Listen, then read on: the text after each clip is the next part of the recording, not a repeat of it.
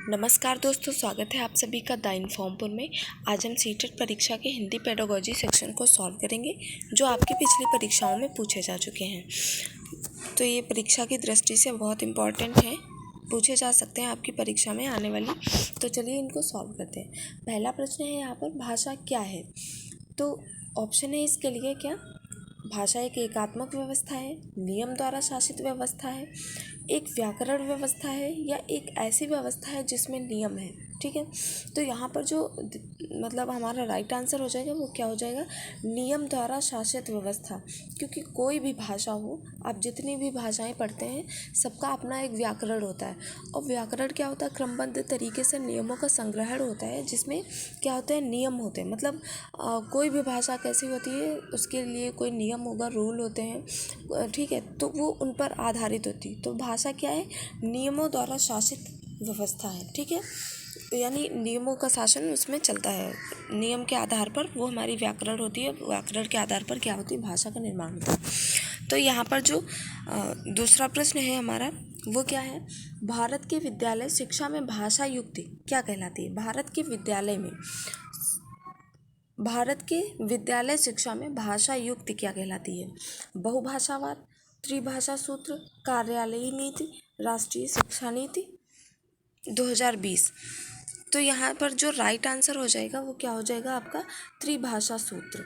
ये आपका क्या हो जाएगा? राइट आंसर हो जाएगा। क्योंकि जो भारत है, भारत में जो भाषा नीति लागू होती है वो कैसी होती है? त्रिभाषा सूत्रीय होती है ना। हमारी जितनी भी एजुकेशन पॉलिसीज़ होती है उसमें क्या होता है कि त्रिभाषा सूत्र के बारे में बात होती है। तो त्रिभाषा सूत्र क्या होता है?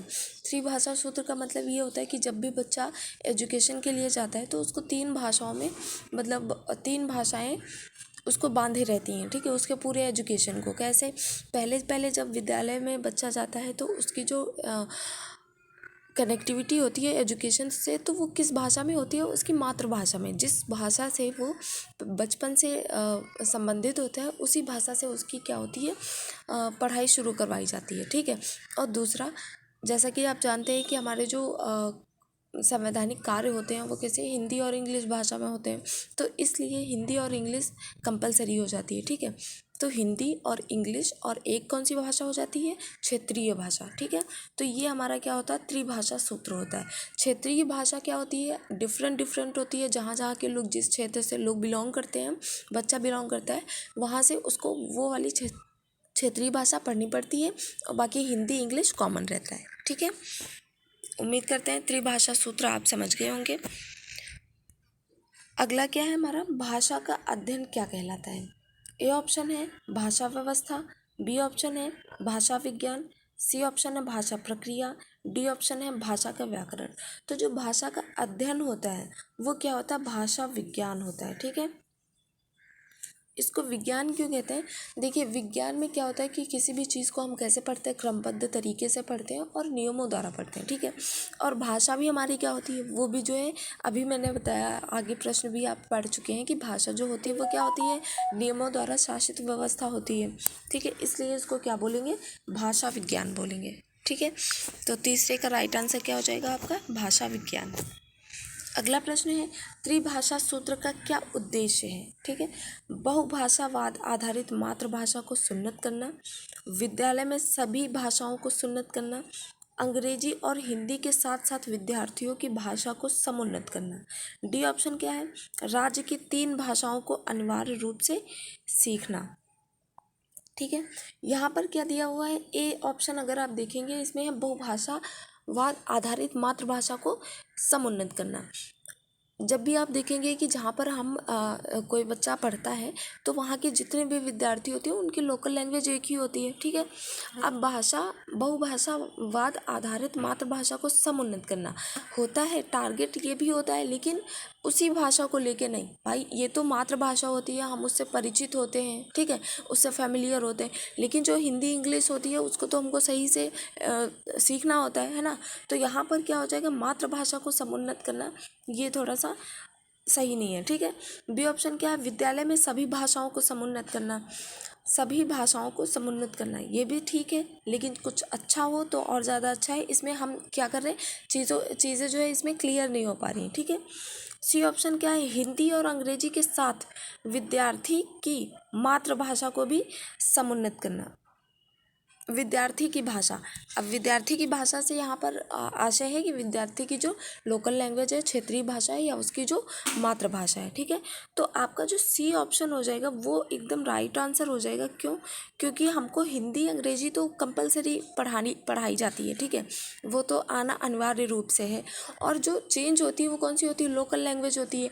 अब बच्चा क्षेत्रीय भाषा से मतलब क्षेत्र से निकल के आता है, तो इसका मतलब ये नहीं कि आप उसको क्षेत्रीय भाषा से बिल्कुल नाता ही तोड़ देंगे। पहली चीज़ तो वो भाषा उसके लिए बहुत इंपॉर्टेंट है। क्यों? क्योंकि वही ऐसी भाषा है जो हिंदी और इंग्लिश मतलब सीखने में क्या करेगा, एक मीडियम का काम करेगा, है ना। तो ये भाषा ज़्यादा इंपॉर्टेंट हो जाती है। तो हिंदी और अंग्रेजी के साथ साथ विद्यार्थी की भाषा को भी क्या करना, समुन्नत करना। ये आपका राइट आंसर हो जाएगा। और डी ऑप्शन है, राज्य की 3 भाषाओं को अनिवार्य रूप से सीखना। तो यहाँ भी ये सही नहीं है। इससे सबसे ज़्यादा कौन सा उपयुक्त आंसर है, सी। अगला प्रश्न है, भारतीय संविधान की 8वीं अनुसूची में के अनुसार कितनी भाषाओं को मान्यता दी गई है। ए ऑप्शन है आपका 20, बी ऑप्शन है 22, सी ऑप्शन है 16, डी ऑप्शन है 27। तो यहाँ जो आपका राइट आंसर हो जाएगा वो बी ऑप्शन हो जाएगा। जो भारतीय संविधान है उसमें 8वीं अनुसूची में आपको कितनी भाषाओं की अनुमति दी गई है, मान्यता दी गई है, 22 भाषाओं को। ठीक है, और एक चीज़ और है कि आपसे काफ़ी मतलब ये प्रश्न भी आता है कि जो इंग्लिश भाषा है, ठीक है, उसको जो है 8वीं अनुसूची में सम्मिलित नहीं किया गया। इस बात का ध्यान रखेंगे कि इंग्लिश भाषा आप जो है भारतीय संविधान में सम्मिलित नहीं है, जबकि इंग्लिश लैंग्वेज में ही क्या होता है, कॉन्स्टिट्यूशन के बहुत सारे क्या ज़्यादातर मतलब काम इंग्लिश में ही होते हैं, लेकिन वो कॉन्स्टिट्यूशन में भाषा को उसमें 8वीं अनुसूची में सम्मिलित नहीं किया गया। ठीक है, अगला प्रश्न क्या है, समझ और अभ्यास के माध्यम से व्याकरण सीखना क्या है। एक कार्यविधि का कार्य है, एक घोषणात्मक कार्य है, एक भाषा के बारे में ज्ञान, या व्याकरणिक ज्ञान है।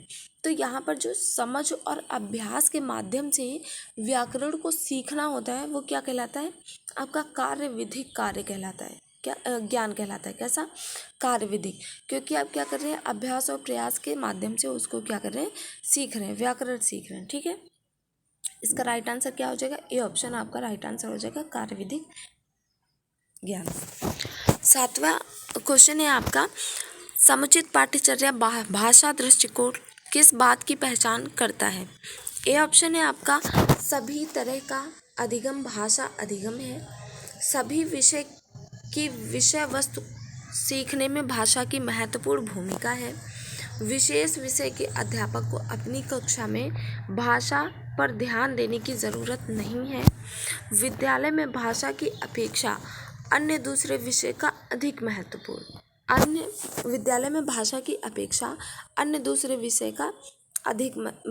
है। ठीक है, तो यहाँ पर जब हम ऑप्शन चेक करेंगे तो देखिए पहले इसमें क्या है, सभी तरह के भाषा अधिगम है, सभी तरह का अधिगम, तो ठीक तो है, लेकिन इसमें हम क्या ढूंढेंगे, जो सबसे उपयुक्त आंसर होगा। ठीक है, बी ऑप्शन क्या है, सभी विषय की विषय वस्तु सीखने में भाषा की महत्वपूर्ण भूमिका है। ठीक है, तो यहाँ पर जब देखेंगे कि ए ऑप्शन जो आपका है, बी ऑप्शन जो आपका है वो एकदम राइट हो जाएगा, क्योंकि यहाँ पर जब देखेंगे सभी विषय की विषय वस्तु सीखने में भाषा की विशेष महत्वपूर्ण क्या होती है, भूमिका होती है। जब भी आप कोई भी विषय जो है आपको सिखाया जाता है, किसी भी विषय के बारे में आपको जानकारी दी जाती है, तो उसका माध्यम क्या होता है, कोई ना कोई भाषा होती है। आप किसी ना किसी भाषा के माध्यम से क्या करते हैं, उसको सीखते हैं। ठीक है, सीखते हैं कि नहीं, बिल्कुल। आपको अगर गणित भी सीखनी है तो वो भी एक लैंग्वेज के माध्यम से प्रश्न लिखे होते हैं, कुछ भी लिखा होता है, तो वो कैसे लिखा होता है, कोई ना कोई भाषा होती है उसके लिए। ठीक है, आप सोशल साइंस पढ़ते हो, आप साइंस पढ़ते हो, कोई भी सब्जेक्ट पढ़ते हो, तो उसमें आपको भाषा मिलती है। ठीक है, तो उसमें भाषा की महत्वपूर्ण क्या होती है, भूमिका होती है। ये आपका बिल्कुल राइट आंसर हो जाएगा। अब सी ऑप्शन क्या है, विशेष विषय के अध्यापक को अपनी कक्षा में भाषा पर ध्यान देने की ज़रूरत नहीं है, ये भी गलत है। भाई अगर आप मान लो साइंस पढ़ाते हो, ठीक है, आप साइंस पढ़ा रहे हो, तो क्या सिर्फ साइंस के फैक्ट पे ध्यान नहीं दोगे, आप सिर्फ साइंस के नियमों पे ध्यान नहीं दोगे, उसकी भाषा पे भी ध्यान दोगे। भाई अगर बच्चा गलत पढ़ रहा है ना, भाषा का उद्देश्य क्या होता है? सही सही पढ़ना, जो चीज़ें आप लिखी हुई हैं उसको सही अर्थ में समझ पाना। तो अगर वो बच्चा उसको गलत पढ़ रहा है तो आंसर भी उसको क्या गलत समझेगा, है ना। जब गलत समझेगा तो किसी भी भाषा का कॉन्सेप्ट हो आप क्लियर नहीं कर पाओगे, है ना। तो किसी भी सब्जेक्ट का जब कॉन्सेप्ट क्लियर करना होता है तो भाषा विशेष महत्वपूर्ण क्या करती है, भूमिका निभाती है। ठीक है, अगला प्रश्न है हमारा, सतत एवं व्यापक आकलन के विषय में कौन सा सही नहीं है। प्रश्न पर ध्यान देंगे, यहाँ पर क्या लिखा है, नहीं है। ठीक है, जब भी ज़्यादातर मतलब कि जब भी प्रश्न ऐसे आते हैं जिसमें पूछा जाता है मतलब इम्पॉर्टेंट नहीं है, तो वहाँ पर हम गलती कर जाते हैं और एग्ज़ाम में 1-2 क्वेश्चन हो ही जाते हैं जहाँ पर नहीं की वजह से हम गलती करते हैं। ठीक है, तो इस पर ध्यान देंगे ऐसे प्रश्नों पर जिसमें ऐसी चीज़ें हों। ये ऑप्शन है आपका, शिक्षार्थी को अध्यापक से प्रतिपुष्टि प्राप्त होती है। प्रतिपुष्टि मतलब फीडबैक, है ना। बी ऑप्शन है आवधिक रूप से शिक्षार्थी का आकलन करना। सी ऑप्शन है शिक्षार्थी का सतत रूप से आकलन करना। डी ऑप्शन है शिक्षार्थी आकलन के तरीकों को जानते हैं। ठीक, तो यहाँ पर जो आपका राइट आंसर हो जाएगा, देखिए यहाँ पर क्या है, शिक्षार्थी अध्यापक की प्रतिपुष्टि प्राप्त होती है, बिल्कुल सही है। जब भी आप कोई मतलब जब भी आपका कोई एग्ज़ाम होता है, एग्ज़ाम के बाद में जो रिज़ल्ट आता है वो क्या है, एक फीडबैक के तरीके से होता है। ठीक है, और या फिर शिक्षक भी फीडबैक देते हैं, कैसे, वो जैसी आपकी स्थिति होती है वैसा आपका रिज़ल्ट बनाते हैं। अगर आप अच्छे होते हैं तो अच्छा फीडबैक मिलता है ना, ये सारी चीज़ें। और सी ऑप्शन क्या है, शिक्षार्थी का सतत रूप से आकलन करना, ये भी बिल्कुल सही है। क्या आकलन करना क्या होता है, मतलब सतत रूप से यानी लगातार उसका आकलन होता रहता है, और शिक्षार्थी आकलन के तरीकों को जानते हैं। तो यहाँ पर जो आपका डी ऑप्शन हो जाएगा वो एकदम राइट आंसर हो जाएगा। आवधिक रूप से शिक्षार्थी का आकलन करना, ये भी एकदम सही है। क्या आवधिक रूप से, क्या मतलब टाइम पे, ठीक है, समय समय पर क्या करना, विद्यार्थी का आकलन करना, ये भी आपका राइट आंसर हो जाएगा। आपका रॉन्ग मतलब जो गलत है वो क्या हो जाएगा, डी ऑप्शन, और हमसे गलत ही पूछा है मतलब जो सही नहीं है, तो डी ऑप्शन आपका बिल्कुल सही हो जाएगा कि शिक्षार्थी आकलन के तरीकों को जानते हैं। यदि शिक्षार्थी आकलन के तरीकों को जानते हैं तो वो अपना आकलन स्वयं कर लेते हैं ना, कि कैसे हमको आकलन करना है, कहाँ हम गलती कर रहे हैं। अगर विद्यार्थी को अपनी गलती पता होगी तो वो गलती करेगा नहीं, है ना। यानी एग्ज़ाम में वो 100 में 100 लाएगा, 100 में 100% लाएगा। और लाने का मतलब ये नहीं कि कोई एक विद्यार्थी लाएगा, सबके सब ऐसा ही करेंगे, है ना। तो कभी रिजल्ट 100% नहीं रहता, इसका मतलब शिक्षार्थी आकलन के तरीकों को नहीं जानते। ठीक, तो ये हमारा राइट आंसर हो जाएगा जो गलत है। चलते हैं अगले प्रश्न की ओर। अगला प्रश्न क्या है, किरण पर्वतों के रोचक तथ्य जानने के लिए समाचार पत्र पढ़ती है। इस प्रकार के पठन को क्या कहा जाएगा, नोट बनाना या टिप्पणी लिखना। पहली चीज़ तो वो क्या कर रही है, पढ़ रही है ना, तो नोट बनाना टिप्पणी लिखना ये इसका कोई वो नहीं है। ठीक है, सरसरी तौर पर पढ़ना, वो क्या कर रही है, मतलब रोचक तथ्य पढ़ रही है। जब किसी चीज़ को हम बहुत अच्छे से पढ़ते हैं या फिर इसलिए पढ़ते हैं ताकि हमको उसमें इंटरेस्ट आ रहा होता है और अच्छा लग रहा होता है हमको, तो उसको सरसरी तौर पर नहीं पढ़ते। ठीक है, सरसरी तौर पे वो जिसमें हमको थोड़ी बहुत कॉमन जानकारी लेनी रहती है उसको हम सरसरी तौर पे पढ़ लेते हैं, जब हमको पता होता है कि हाँ हमको ये जानकारी यहाँ पर मिलेगी। ठीक है, और क्या, ऊंचे स्वर में पढ़ना, ये कोई इम्पॉर्टेंट चीज़ नहीं है। ऊंचे स्वर में पढ़ना, आप अच्छे से धीरे भी पढ़ सकते हो, ऊंचे भी पढ़ सकते हो। तो इसमें कुछ मतलब इस तरीके का नहीं है कि इस पठन को क्या कहा जाएगा, ये कोई पठन का प्रकार नहीं है। ठीक है, जो आपका डी ऑप्शन है वो एकदम राइट हो जाएगा कि बारीकी से पढ़ना।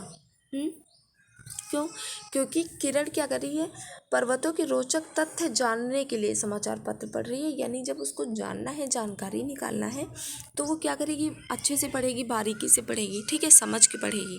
तो आपका डी ऑप्शन राइट आंसर हो जाता है।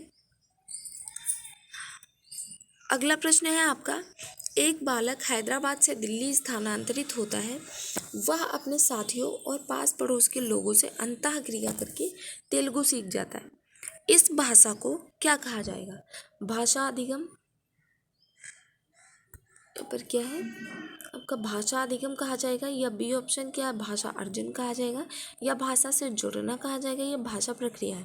तो देखिए, जब भी हम किसी भाषा को कैसे सीखते हैं, पड़ोस से सीखते हैं, या मतलब अंतःक्रिया से, दोस्तों से बात करके, या घर में बात करके, या हम किसी नई जगह पे जाते हैं तो उस नई जगह पे लोगों से बात करके, ठीक है, सोसाइटी में रह के, तो उसको क्या करते हैं, भाषा अर्जन कहते हैं। ठीक है, क्या कहते हैं, भाषा अर्जन। क्यों? क्योंकि इसमें कोई हमको नियम नहीं सीखना रहता है। जब भी हम कोई भाषा अर्जित करते हैं तो उसमें मतलब जैसे किसी चीज़ में प्रॉब्लम आ रही हो तो आप उसको एक दो बार देख सकते हो, लेकिन आवश्यक रूप से नियमों को नहीं पढ़ेंगे कि आप नहीं, हमको ये नियम आना चाहिए, हम तभी जो भाषा सीख सकते। अगर ऐसा होता तो दुनिया में हर व्यक्ति को भाषा नहीं आती होती, क्योंकि हर व्यक्ति तो पढ़ा लिखा है नहीं, हर व्यक्ति तो व्याकरण पे कार्य नहीं करता। लेकिन व्याकरण की वजह से मतलब व्याकरण नहीं आती प्रत्येक व्यक्ति को, लेकिन प्रत्येक व्यक्ति को भाषा क्या होती है, भाषा प्रत्येक व्यक्ति को आती है कि नहीं, बिल्कुल। तो यहाँ पर क्या होगा कि भाषा अर्जन, यानी कि अर्जन, भाषा अर्जन में क्या होता है कि आपको नियमों पे कार्य ना करके क्या करता है, मतलब प्रैक्टिस पे कार्य करना रहता है, बहुत प्रयास करना पड़ता है। प्रयास का मतलब हमेशा मतलब अंतःक्रिया में आप रहते हैं, उसको यूज़ करते हैं मतलब प्रत्येक दिन और हर टाइम, तो वो आपको क्या हो जाती है, स्वतः आ जाती है, मतलब अपने आप जो है आने लगती है। तो यहाँ पर क्या हो जाएगा, ये जो बालक है हैदराबाद से जो दिल्ली स्थानांतरित हुआ है और वह अपने साथियों से पड़ोसियों से अंतःक्रिया करके तेलुगु सीखता है, तो इसने जो तेलुगु भाषा अंतःक्रिया से सीखी है, ये क्या हो जाएगा आपका भाषा अर्जन। और भाषा अधिगम क्या होता है, जो अधिगम होता है वो नियमों द्वारा सीखा जाता है, यानी उसके बारे में उसको सीखने के लिए हम एक क्रमबद्ध तरीके से व्याकरण पर कार्य करते हैं। जैसे हम किसी भी लैंग्वेज को स्कूल में सीखते हैं, स्कूल में कैसे सिखाया जाता है, हमको व्याकरण सिखाई जाती है, फिर उसके मतलब कि हमको क्या अनुवाद सिखाया जाता है, इस तरीके के से करके धीरे धीरे क्या करते हैं हम भाषा सीखते हैं। वो क्या हो जाएगा आपका भाषा अधिगम हो जाएगा, ठीक है। और भाषा अर्जन क्या हो जाएगा, जिसे आप स्वतः सीखते हैं। तो इसका भी आंसर आपका बी ऑप्शन हो जाएगा। अगला प्रश्न है, निम्नलिखित में से कौन सा पद्य शिक्षण के विषय में सही है। यहाँ पर क्या है, सही कहा गया।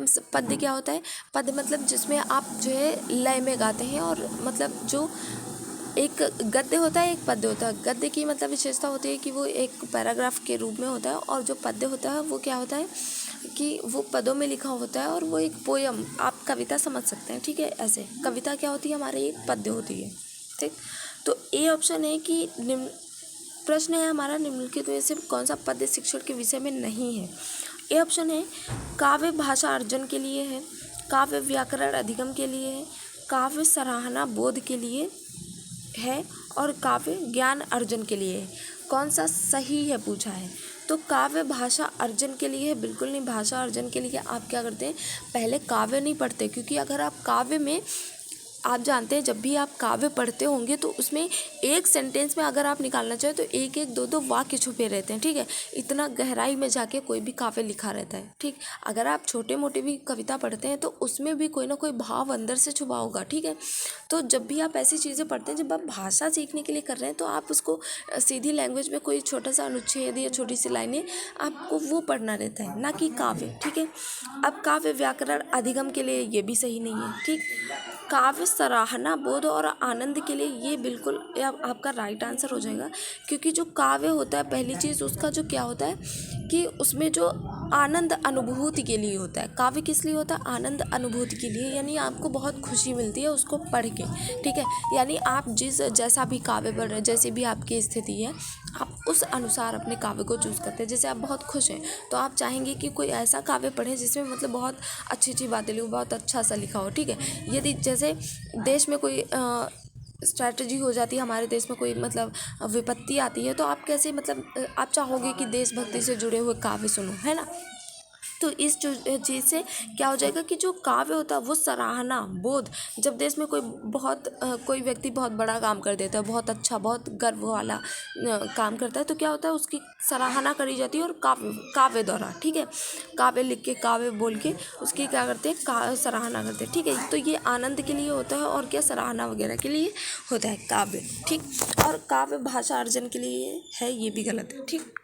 आपका राइट आंसर क्या हो जाएगा, सी ऑप्शन। अगला प्रश्न है आपका, राष्ट्रीय शिक्षा नीति 2020 शास्त्रीय भाषाओं के अध्ययन की अनुशंसा किस रूप में करती है? यहाँ पर जो आपका ए ऑप्शन हो जाएगा वो क्या, अतिरिक्त विकल्प के रूप में, त्रिभाषा सूत्र के अंतर्गत, विद्यालय के आरंभिक वर्षों में और विद्यालय के विश्वविद्यालय स्तर पर। ठीक है, यहाँ पर क्या है, राष्ट्रीय शिक्षा नीति 2020 में शास्त्रीय भाषाओं का अध्ययन, ठीक, शास्त्रीय भाषा का अध्ययन, तो यहाँ पर इसका अनुशंसा किस रूप में करता है कौन, 2020 की जो राष्ट्रीय शिक्षा नीति है।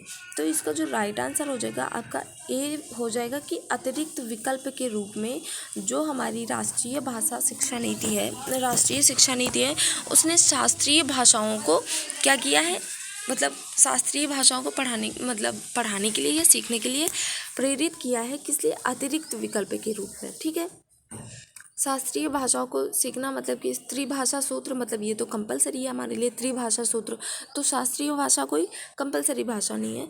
विद्यालय के आरंभिक वर्षों में बच्चा छोटा होता है, ठीक है, जब आरंभिक वर्षों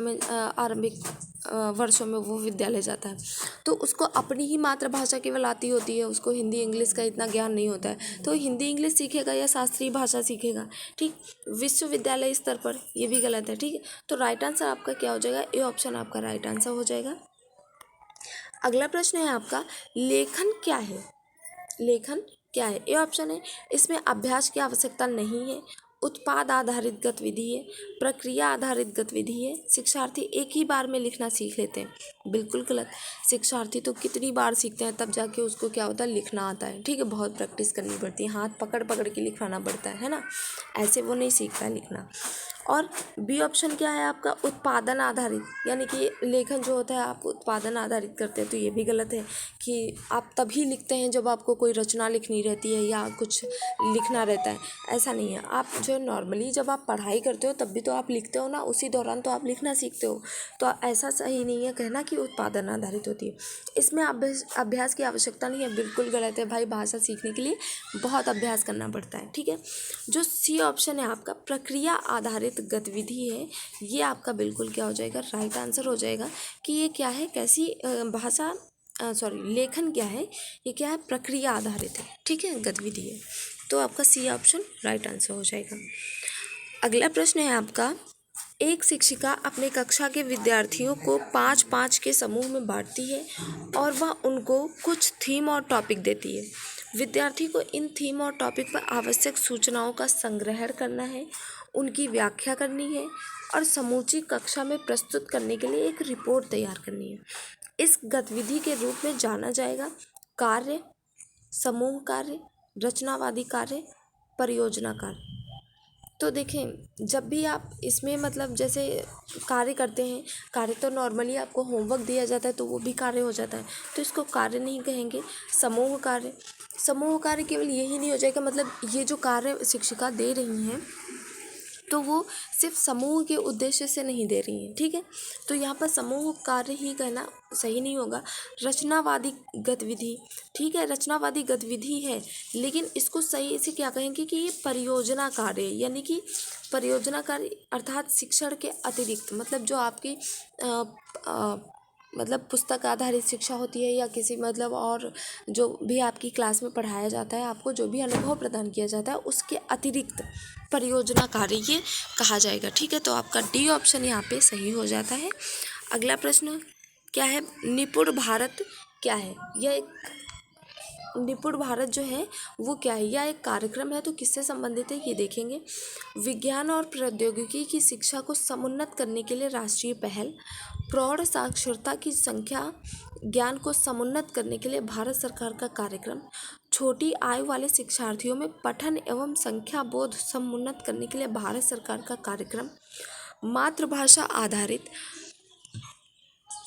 शिक्षा को समुन्नत करने का राष्ट्रीय कार्यक्रम। तो यहाँ पर देखेंगे जो आपका राइट आंसर हो जाएगा, जो निपुण भारत है क्या है आपकी जो कार्यक्रम है वो किससे संबंधित है, वो सी ऑप्शन आपका राइट हो जाएगा। क्या कि छोटी आयु वाले जो विद्यार्थी होते हैं उनके पठन एवं संख्या बोध आधारित क्या होता है, समुन्नत करने के लिए भारत सरकार का क्या होता है, एक कार्यक्रम होता है। तो यहाँ पर आपका सी ऑप्शन बिल्कुल राइट हो जाता है। यह आपका अंतिम प्रश्न था तो अगर आपको ये सेशन पसंद आता है, आपको मतलब परीक्षा से जुड़ी हुई जानकारी मिलती है, तो आप इसको आप हमारे चैनल को क्या करें, सब्सक्राइब करें, लाइक करें, शेयर करें हमारे वीडियो को, और ज़्यादा से ज़्यादा लोगों को शेयर करें। तो मिलते हैं कल की क्लास में कुछ और प्रश्नों के साथ जो आपकी परीक्षा की दृष्टि से बहुत महत्वपूर्ण होंगे, तो उसको भी ज्वाइन करना ना भूलिएगा। तो आज के लिए बस इतना ही। धन्यवाद। जय हिंद।